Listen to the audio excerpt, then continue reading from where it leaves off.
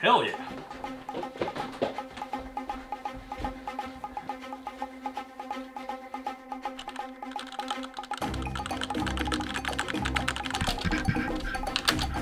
Yeah, see? Good. Good. Good. Yeah. Oh, yeah. Hold on. Yeah, okay, let's go. Wait, hold on. Wait, how about from this angle? Oh my god, yeah. Oh, look at all the pieces. Oh, wait, let's change the background. Before we get started, as per usual, timestamps in the description below. Our Lord and Savior during these times, Tabletop Simulator. Tabletop Simulator, or TTS for short, is a sandbox that runs on a physics engine that is used to play board games online, ranging from the classics included like chess, poker, and dominoes, to of course the thousands of community-added board games that encompass anywhere between Catan to Twilight Imperium 4. While playing games, you'll use the WASD keys to move, zoom in and out of the table with your mouse, and use the cursor to roll dice, draw cards, and group game components. It's designed by Beserk Games, plays up to 10 people, and runs on Valve's Steam. Since the how to play and component overview are not applicable for this game, let's jump right into the pros and cons. Starting with the pros, we of course have to praise the ability to play thousands of games, downloadable for free on Tabletop Simulator. There's of course the games the program comes with, like checkers, puzzles, and Mahjong, but when you search online, there's just so much more. The community has done an amazing job of porting their favorites so that you can download and start playing right away. As of right now, there is a growing 2,900 plus board games in English, from classics like Catan, dungeon crawlers like Gloomhaven, and of course party games like Fun Employed. And many of them are complete, which means they have all the expansions. This is going to save board gamers a lot of money, especially when you factor in that there's some games that cost a couple $100, like the huge Kingdom Death Monster. The bottom line is that if you want to test out released games before buying them, you can do it on Tabletop Sim without dropping a penny. And it's super easy to get the games. All you have to do is look them up, press subscribe, and you're ready to play. Only the host has to have the game downloaded too, so playing a new game with friends takes seconds. Of course, all of these community creations are a gray area in terms of copyright, as games may get removed if companies want to take them down and repackage them as paid downloadable content. Now, speaking of playing the real thing, Tabletop Simulator does simulate playing in person. You shake your mouse to shuffle or roll dice, you can rotate and throw pieces, and everyone has a hidden hand of cards on the bottom of the screen. To substitute for picking up a card to look at like you would in a game, if you hover over anything and hold Alt, it magnifies it. Gameplay gets smoothed out as you know what other people are looking for during games as people's hands hover over important cards. There's a built-in voice chat where you can whisper to people on your team, and even a blindfold for those hidden deduction games. These are all actions that people would do in person, so it helps to immerse you in the simulation. And of course, you can flip the table. Actually, all the silly things you can do, like drawing inappropriate things, flipping the table, and flicking pieces around can all get turned off by the host, which keeps gameplay smooth and prevents people from misclicking on the game-shattering flipping of the table.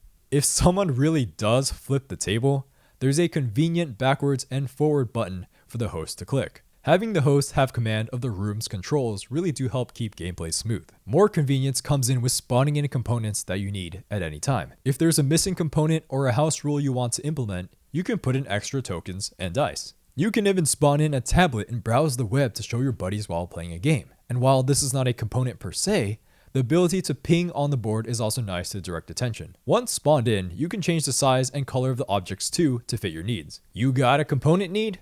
Tabletop Sim has got you covered. Not only are these pieces customizable, but a ton of other elements in TTS are as well. From changing your point of view from first person to third person, swapping the background of your simulation, and to changing the table you're playing on. You can add in ambient music, change the individual volume of sounds in the game, and of course, alter the size of pieces. This customization, added on to the ability to drop in anything, allows you to easily combine games. Like, you could play The Legend of Dritz and use your favorite League of Legends figures as characters.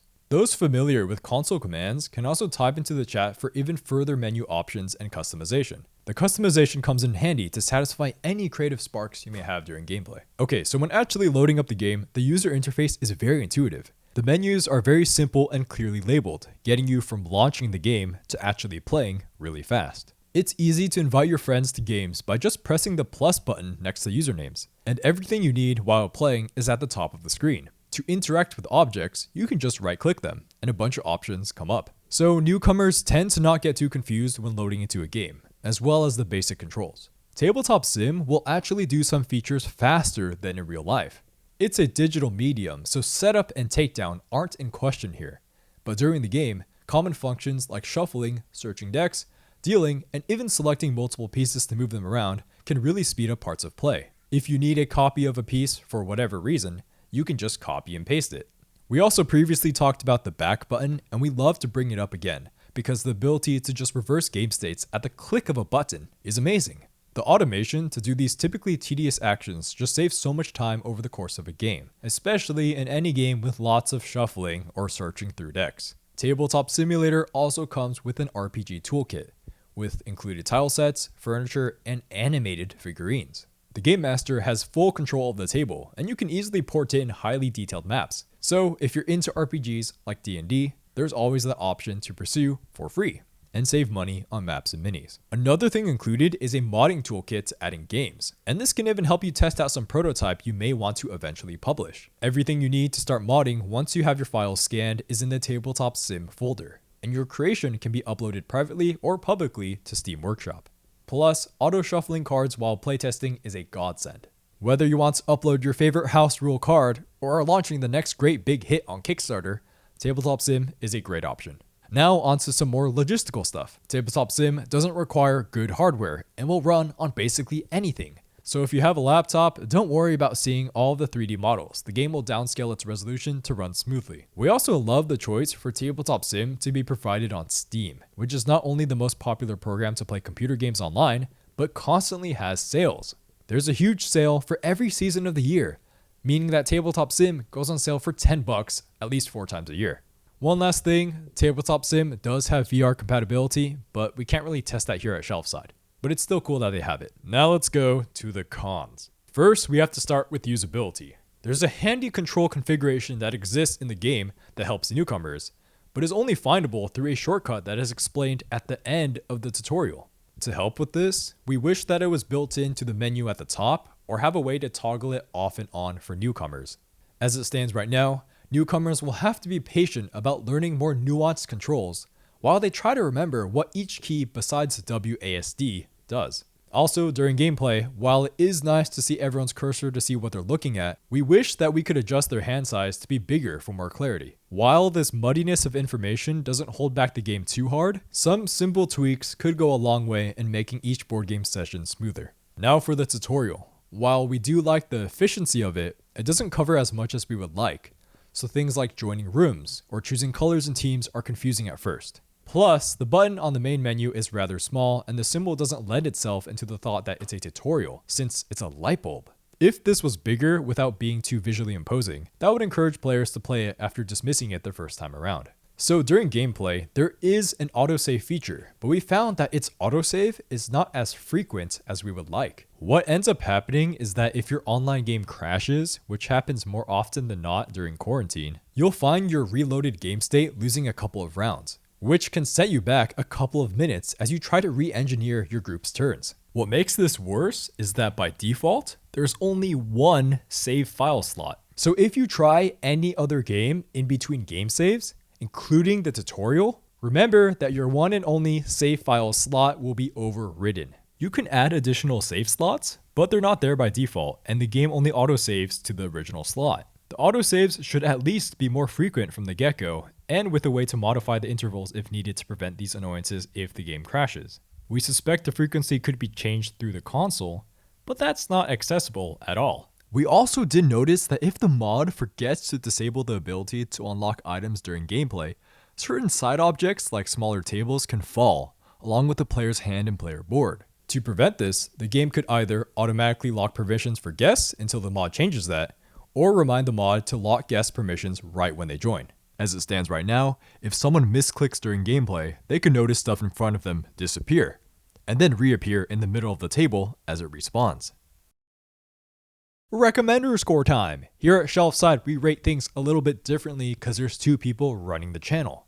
First, we're going to give you the recommender score, which is how we try to evaluate the game by evaluating the pros and cons. Then the two of us are going to give you our personal scores, which are our opinions about the game. Tabletop Simulator is going to get a 9 out of 10 from us. But there's no competition in the segment, so it's kind of like a 10 out of 10. But we admit it's not perfect, so we have a review. It is the quintessential playing on a table sandbox that is well worth your money with its thousands of free downloadable games. For the most part, things are explained clearly, and you can find your favorite game to play with your friends in the automated snap that all digital games are like. And there's actually some things that do a good job of making the process super efficient for players and modders once you get the hang of them, like a back button, pressing to shuffle cards, and grouping components. We did find some gripes with the usability, but pretty much everything is explained by the tutorial for newcomers, and the bugs are so minor in scale. The biggest annoyance comes from the game not auto-saving enough. We expect this to be patched in the near future, but as it stands right now, you gotta be patient in tracing through your previous moves if the game does crash. We also expect an added prompt that asks you about autosaves, so you don't lose a game you've invested hours into. So while writing this recommender score, we were thinking about other digital ways of playing games for comparison. Things like downloading the official Tokaido or Monopoly apps, or playing on online sites. But we were hitting kind of a weird conundrum here, because Tabletop Simulator isn't trying to be the polished, scripted product those other things are. The actual intention of Tabletop Sim is not trying to excel at giving you a perfect script for one game. What it's trying to do is be an amazing physics engine sandbox where you can play any board game you want with your friends, and it does that almost perfectly. And of course, there's the X factor of the thousands of free board games, some with all the expansions. That's just going to save you so much money if you keep playing Tabletop Sim. So since most of the games are ported by community members, it means that most of them don't have scripts. So yeah, any gameplay of games with real-time elements will be whack. But on the positive end, since there's no scripts that are being imposed, it means that you can use your favorite house rule.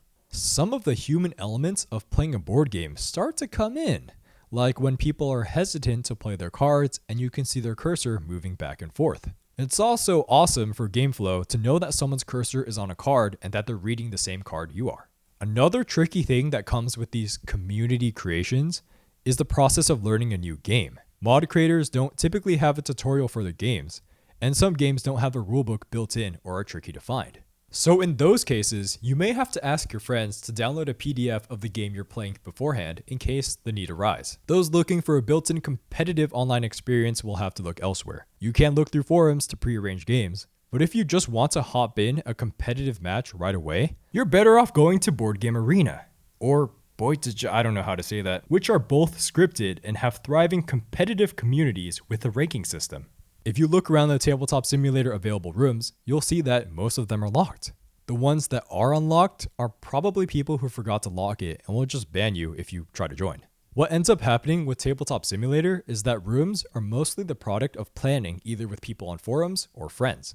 Is the game worth it for D&D enthusiasts? We think it's a little expensive compared to playing for free on the website Roll20, of which has built-in video chat and helps a lot more with bookkeeping. But if video chat isn't a necessity, and you really like the feeling of being in a game room with animated miniatures, a one-time purchase of $20 isn't too bad, given that you can just quickly switch to playing board games before and after your D&D session. While not perfect for everyone, Tabletop Simulator is almost perfect for what it's trying to be.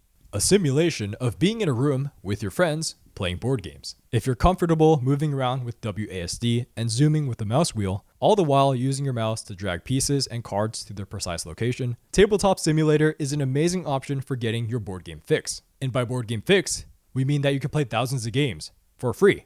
And we cannot stress enough how amazing that is when the game is only $20. If you think you're not comfortable moving around in a simulation with your mouse and WASD, but the allure of the free games is really enticing, we recommend trying the game at least once. TTS really doesn't take too long to learn, especially with a quick tutorial. Just make sure the first game you play is a game you already know how to play. One pretty big thing did come up while writing this review though. So as of April 25th, 2020, Asmodee, which owns Fantasy Flight Games, has been taking down quite a bit of their creations from the Tabletop Simulator library. Prominent games like Chaos and Arkham Horror LCG have been reportedly taken down. We're not sure how much is going to get taken down, and if you have files already, make sure to back them up. In the larger scope of Tabletop Simulator though, there will still be thousands of board games to play. But be mindful of this news if you're a fan of games made by Asmodee or Fantasy Flight Games. And going off of that, we realize that some games in the library in general don't load all the pieces when trying to play. So there's definitely some annoyance when assessing them. But hey, they're free. So with the news of Asmodee taking down content, is Tabletop Simulator bad for the industry? And we don't think so. We think that it's overall good for the industry, and Asmodee is being a little short-sighted with how strict they're being. Most people will go out and buy the game, especially when this thing ends, once they get a feeling that they like it on Tabletop Sim. There's a good chance that they might not have ever tried it originally, especially if it's one of the pricier games, which are again free on Tabletop Sim. So much of board gaming is the social element, and that's so hard to replicate on voice chat at a one-to-one level. So publishers should not be worried about TTS stealing their sales. Instead, the program is an amazing advertisement tool that can also allow modders to create and test fan expansions. It is especially during these weird times that here at Shelfside, we're glad that TTS exists, because it's another way to play, especially long distance. And the definition of long distance has definitely changed.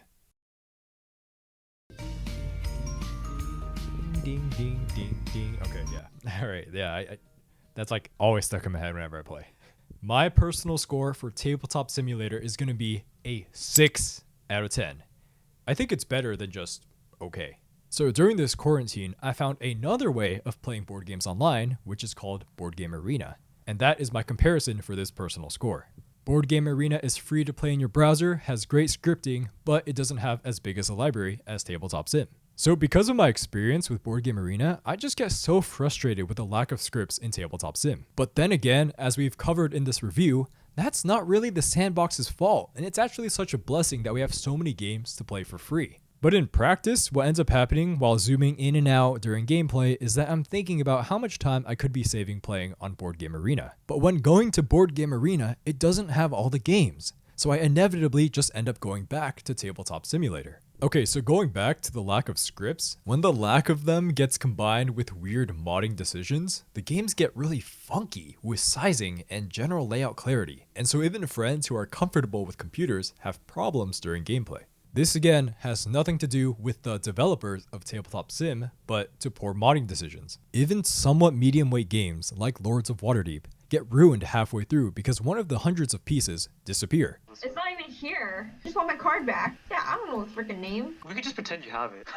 Or someone loses a unique card that we can't just copy and paste back. Plus, because you have to constantly zoom around from your public quest, then back to the board, and then back again, it's not that pleasant. I'm at the point where I refuse to take any game longer than 30 minutes on Tabletop Simulator even remotely seriously, because I've had so many games thwarted by someone accidentally cheating, or mishandling their controls so not everyone sees their hand of cards, or as I said before, a piece just mysteriously disappears. Another thing that really bogs gameplay is that there's no script to tell people that it's their turn. And with hands flying all around the board, it's sometimes tough to tell whose turn it really is in longer games. I think a large part of why I'm not too starstruck by the humongous catalog of free games is because realistically, I will not play most of them. And the ones that I do play are such a watered down experience of the version it'd be in real life. Like, it's really cool that the entire Arkham Horror LCG exists, but will I get around to playing it? I don't know. But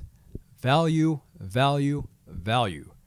Tabletop Simulator keeps telling me, no, you can't leave. No, I have too much value. Look, there's all these free games. And yeah, I really do lose that argument every time. Despite me not really liking the actual gameplay in Tabletop Sim, I have to admit that the ability to instantaneously jump around from all the different games in one program is pretty cool. It kind of feels like that quantity over quality sort of thing, but hey, as they say, enough quantity is quality. And especially because there's some super expensive games that I would never buy in real life, so I have to try them on Tabletop Sim. Funnily enough, I think the most fun I've had with Tabletop Simulator is not actually playing board games, but instead just being in a sandbox with friends. While messing around, it was fun to just flick pieces or to just draw really stupid things on the table, or debating on what picture we should have in the background. And I think a lot of people can relate when I say a big reason of why I play board games is to meet my friends in person and mess around and trash talk each other while getting away from screens. So oops, due to quarantine, I'm not meeting them in real life and I'm playing through a screen. Yeah, ha ha ha ha. We can play this game next time. It's the only way I can play board games with my friends. I guess I won. Is through a simulation. Can I flip? 2020. is a great year. What if I just customize a card for her? Oh my god. Oh, I found her card. Oh yeah, I think that's it. That's the one. It's okay. Alright, let's just play the Board Game Arena then. I give Tabletop Sim a perfect score, a 5 out of 7. It's not like there's any other real options out there to play all the board games you could ever want on your computer anyways. God, why are you even reviewing this? I don't even know what's going on. Blah, blah, blah, blah, blah, blah. Tabletop Simulator is rightfully the de facto option for those board gamers comfortable with their WASDs. It's well polished, customizable, and decently fast once you get the controls down. Oh, and there's thousands and thousands of games downloadable for free. Get ready to see people's mouses hovering over points of interest and just laugh with your friends about flipping the table and then quickly resetting it. But honestly, there's just the sheer delight of being in a sandbox with your friends playing your favorite games at such little cost. Well, that's going to be it for us here at Shelfside reviewing Tabletop Simulator, a not board game, but yeah, we made it happen. Anyways, yeah, more stuff coming soon. If you liked the video, please like, comment, subscribe. Really helps us out. Yeah, let us know what you'd like to see. Bye-bye. See you later. Bye-bye. Bye-bye.